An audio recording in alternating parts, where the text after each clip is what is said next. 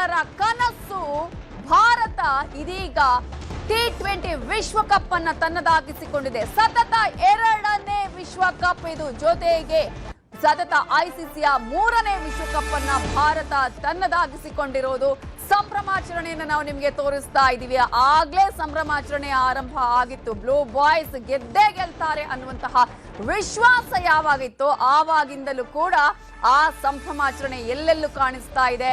ಪ್ರಮುಖವಾಗಿ ಈಗ ನೋಡಬೇಕು ನೀವು T20 ವಿಶ್ವಕಪ್ ಮುಡಿಗೇರಿಸಿಕೊಂಡಿರುವಂತಹ ಭಾರತದ ವಿಚಾರವನ್ನು ನಾವು ಗಮನಿಸಿದ್ರೆ ದಾಖಲೆಗಳ ಸುರಿಮಳೆಯನ್ನೇ ಈ ಒಂದು ವಿಶ್ವಕಪ್ ನೀಡಿದೆ ಅಂತಾನೆ ನಾವಿಲ್ಲಿ ಹೇಳಬೇಕಾಗುತ್ತೆ. ಪ್ರತಿಯೊಬ್ಬ ಕೋಟ್ಯಾಂತರ ಭಾರತೀಯರು ಇವತ್ತಿನ ಮ್ಯಾಚ್ ನಲ್ಲಿ ನಾವು ಗೆದ್ದೇ ಗೆಲ್ತೀವಿ ಅನ್ನುವಂತಹ ವಿಶ್ವಾಸದ ಜೊತೆಗೆ ನಮ್ಮ ಟೀಮ್ ಇಂಡಿಯಾದ ಬಾಯ್ಸ್ ಕೂಡ ಅದೇ ರೀತಿಯಾಗಿ ಆಟ ಆಡಿದ್ದಾರೆ.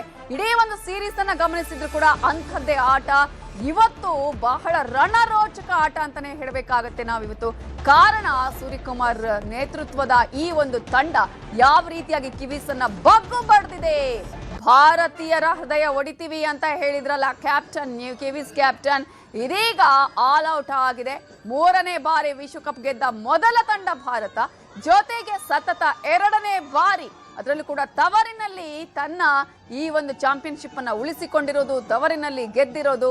ಯಾವ ರೀತಿಯಾಗಿ ನರೇಂದ್ರ ಮೋದಿ ಸ್ಟೇಡಿಯಂ ಕಾಣಿಸ್ತಾ ಇದೆ ಅನ್ನೋದನ್ನು ನಿಮಗೆ ತೋರಿಸ್ತಾ ಇದ್ದೀವಿ. ಅಲ್ಲಿ ಸಂಭ್ರಮಾಚರಣೆ ಮುಗಿಲು ಮುಟ್ಟಿದೆ.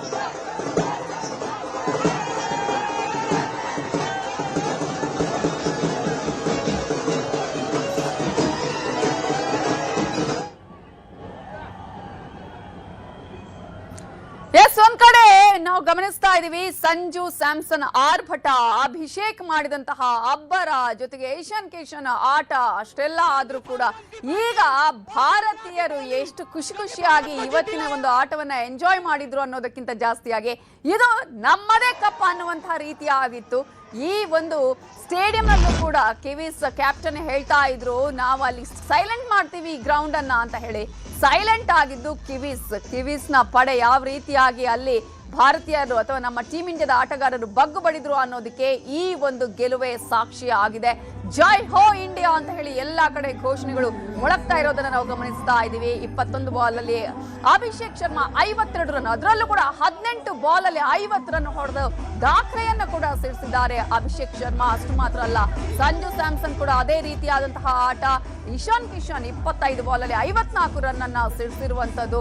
ಪ್ರಮುಖವಾಗಿ ವಿಕೆಟ್ಗಳನ್ನು ಕೂಡ ನಾವಿಲ್ಲಿ ಗಮನಿಸಬೇಕಾಗುತ್ತೆ. ಜೊತೆಗೆ 4-6 ಆಟಗಳನ್ನು ಗಮನಿಸಬೇಕಾಗುತ್ತೆ. ಹಾರ್ದಿಕ್ ಪಾಂಡ್ಯ 13 ಬಾಲ್ಗಳಲ್ಲಿ 15 ರನ್ ಅನ್ನ ಅವರು ನೀಡಿರುವುದನ್ನ ಗಮನಿಸ್ತಾ ಹೋದ್ರೆ ಇವತ್ತು ದಾಖಲೆಗಳ ಸುರಿಮಳೆಯನ್ನೇ ಇವತ್ತು ಇಡೀ ಒಂದು ಇವತ್ತಿನ ಫೈನಲ್ ಮ್ಯಾಚ್ ಕೊಟ್ಟಿದೆ ಅಂತಾನೆ ಹೇಳಬೇಕಾಗುತ್ತೆ. ಶಿವಂ ದುಬೆ 8 ಬಾಲ್ ಅಲ್ಲಿ 26 ರನ್ ಅನ್ನ ನೀಡಿರುವುದನ್ನ ಗಮನಿಸಿ ನೀವು.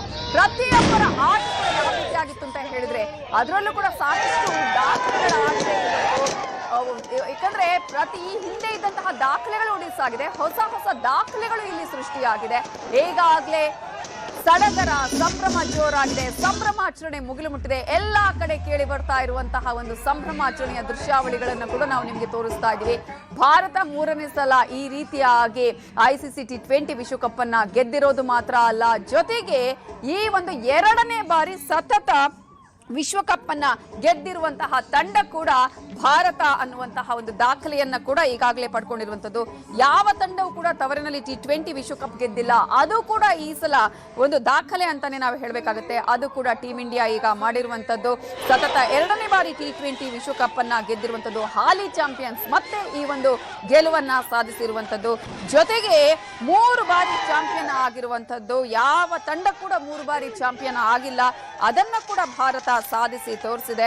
ಈಗಾಗಲೇ ನಾವು ಗಮನಿಸ್ತಾ ಹೋಗಬಹುದು ಇಂತಹ ಒಂದು ಸ್ಟೇಡಿಯಂ ನಲ್ಲಿ ಇವತ್ತು ಯಾವ ರೀತಿಯಾಗಿ ಮ್ಯಾಚ್ ಆಗಬಹುದು ಅಹಮದಾಬಾದ್ ಅಲ್ಲಿ ಅನ್ನುವಂತಹ ಒಂದಷ್ಟು ನಿರೀಕ್ಷೆ ಕುತೂಹಲ ಇತ್ತು. ಒನ್ ಡೇ ವಿಶ್ವಕಪ್ ಅನ್ನ ಸೋತಂತಹ ಸ್ಟೇಡಿಯಂ 2023ರಲ್ಲಿ, ಆದ್ರೆ ಅದೇ ಒಂದು ಸ್ಟೇಡಿಯಂ ಅಲ್ಲಿ ಇವತ್ತು T20 ವಿಶ್ವಕಪ್ ಅನ್ನ ಗೆದ್ದು ತೋರಿಸಿದ್ದಾರೆ ನಮ್ಮ ಆಟಗಾರರು ಅನ್ನೋದನ್ನ ನಾವಿಲ್ಲಿ ಗಮನಿಸಬೇಕಾಗತ್ತೆ.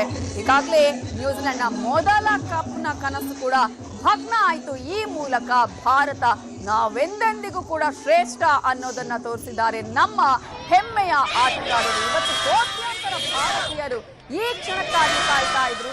ಅನೇಕರ ಹಾರೈಕೆ ಇತ್ತು, ದೇವಸ್ಥಾನಗಳಲ್ಲಿ ಪೂಜೆ ಪುನಸ್ಕಾರ ಆಯಿತು, ಎಲ್ಲೆಲ್ಲೂ ಸಂಭ್ರಮಾಚರಣೆ ಕಾಣಿಸ್ತಾ ಇದೆ.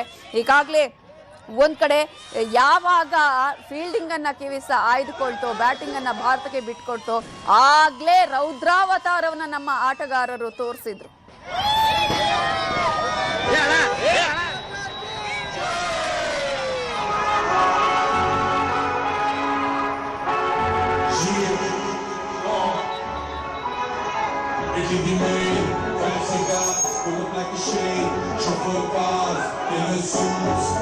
Are you guys ready to party?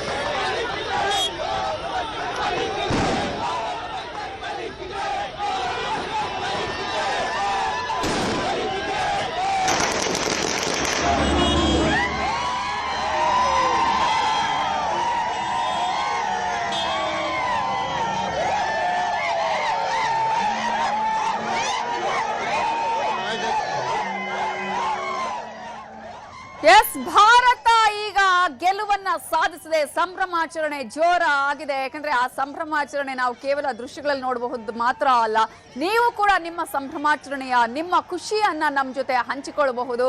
ನಮ್ಮ ಸ್ಕ್ರೀನ್ ಮೇಲೆ ನಂಬರ್ ಅನ್ನ ನಾವು ಡಿಸ್ಪ್ಲೇ ಮಾಡಿದೀವಿ, ನೀವು ಕೂಡ ಕರೆ ಮಾಡಿ ಮಾತನಾಡಬಹುದು. ಈ ಒಂದು ಖುಷಿಯ ವಿಚಾರವನ್ನ ಅಥವಾ ಏನು ಗೆದ್ದಿದ್ದೀವಿ ಆ ವಿಜಯೋತ್ಸವನ್ನ ನಮ್ಮ ಜೊತೆ ಕೂಡ ಹಂಚಿಕೊಳ್ಳಬಹುದು.